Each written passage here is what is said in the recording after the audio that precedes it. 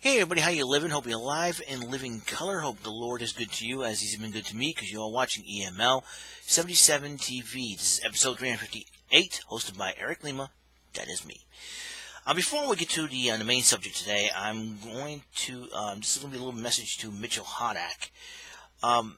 Mitchell, I'm sorry I had to block you and unfriend you on Facebook, but you were way overbearing. You were being disrespectful, not just towards me, but towards my friends.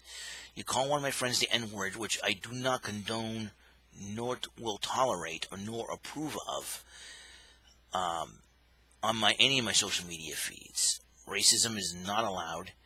I don't want it. I don't tolerate it. We're supposed to respect everyone. I try to be nice and be respectful towards you, but unfortunately, Mitchell, you have not done the same for me.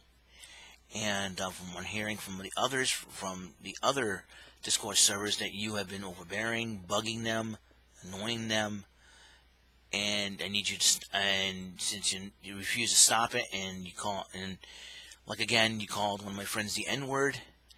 I had unfortunately had to unfriend you and block you for not respecting me and not respecting my friends at all. So until you learn how to respect people, I'm going to have to, keep you blocked off. And I'm sorry I had to do this, but, one too many times you've done this, and I had to draw the line somewhere. And unfortunately, your racist remark was the straw that broke the camel's back. So I'm very, very sorry about that. And you're not going to use me to get to other people either. I believe that's why you friended me in the first place, and I need you to stop that. Okay, that's not how I operate. That's not how I do things. All right, I'm not here to be used, and I do appreciate you stay away from my social media feeds, or else I will block you from my other social media feeds. Sorry I have to do this, but you need to learn a lesson. That's the way I have to operate. That's the way I have to do things. It is what it is. So, speaking of it is what it is, today I want to talk about Antonio Brown has been officially released by the New England Patriots yesterday. I've been requested by another viewer on YouTube to talk about this, and I was going to get to that. And because there's a lot of subjects I want to get to on YouTube, as we know, as we're nearing towards the end of the year, towards the end of the 2010s decade, and as you know, we're in the middle of September right now, and I got my Io Shirai Genius of the Sky shirt. It's not official WWE shirt, but it should be. But I figured, I like Io Shirai, big fan of her. And I will talk about the NXT on the USA Network at another subject, another episode. Antonio Brown. Now, a lot of fans, and 95% of this country, including some of the Patriots fans, don't believe that this would work out. And apparently they were right. Antonio Brown, because of the controversy surrounding him about, the accusations of rape, farting in the doctor's face, and all that good stuff, the Patriots had no choice but to release him. In fact, Robert Kraft and Bill Belichick got together and they said, well, we have to release him. And he was doing fine until he texted one of his accusers and supposedly threatened them. And you don't do that. And, just keep away from social media. You think that, you focus on playing a game of football. You're with the Patriots. You have an ample opportunity to win a Super Bowl ring. But, Antonio Brown's past got the best of him. They caught up with him. So unfortunately, I thought he was going to do well, but on the field he would, but unfortunately off the field, however, it caught up with him. And who knew that everything came to light when he became a Patriot? And it's like, here's the weird part about this whole thing, and I hate to say this, but it totally reeks of conspiracy.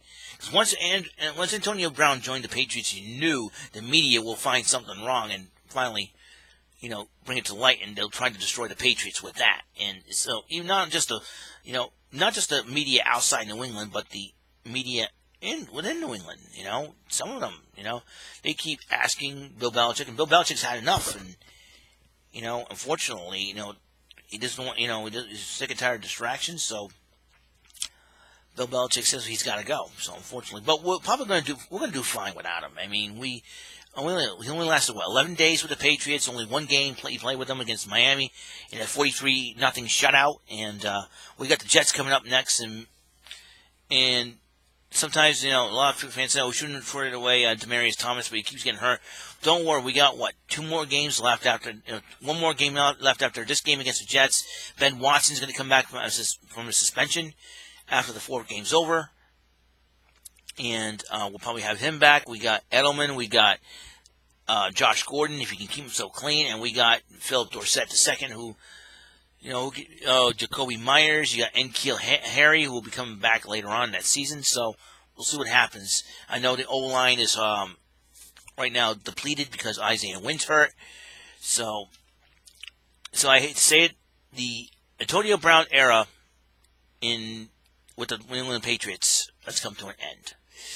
So next man up, whoever that person is, Philip Dorsett will be the new Antonio Brown per se on the field as far as talent talent and skill is concerned. I think Philip Dorsett is ready to be one of the next big wide receivers for New England. I believe he has what it takes to possibly replace, be the new, or actually not replace, but be the new deep threat for New England. We'll see as time goes on, as the season goes on, and it's really it's totally insane, to say the least. So if the Patriots keep winning, then we'll probably say, hey, we won the first game without Antonio Brown. So there you go. So I think we stick with what we got. I think we're good. The defense has stepped up their game big time with the return of Jamie Collins.